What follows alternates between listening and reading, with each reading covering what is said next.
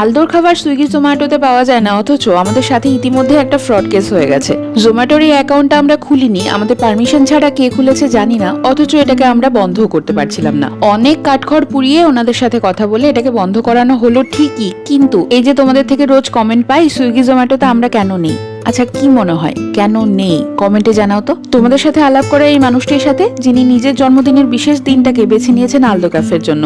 আর এই দুজন ভাই বোন, দিদি এসেছে জয়পুর থেকে ভাইয়ের সাথে আড্ডা দেওয়া আলদো ক্যাফের বুকে। আলদো ক্যাফের এই peaceful bohemian ambience, exclusive experience, সর্বোপরি গরম গরম খাবার।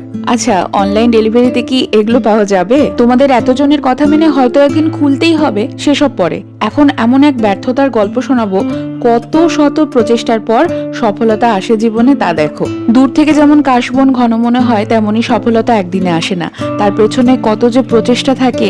আমরা অন্তত 20 বার ব্যর্থ প্রচেষ্টা করার পর এই যে আজকে একদম পারফেক্ট একটা চিকেন আলাকি ভেসে দাঁড়িয়েছে। ভেতর থেকে বাটারটা যখন উপচে পড়ছিল এত আনন্দ হচ্ছিল, অথচ আজকের এই দিনটা দেখার জন্য আমাদের বিহাইন্ড দ্য সিনটা যদি তোমরা দেখতে, আমাদের এই ক্ষুদ্র জীবনের ছোট্ট ছোট্ট গল্পগুলোর সাথে তোমরা যে এইভাবে ওতপ্রোতভাবে জড়িত রয়েছো এতদিন ধরে, এগুলো অনুভব করার জন্য তো আলদো ক্যাফেতেই আসতে হবে, তাই না?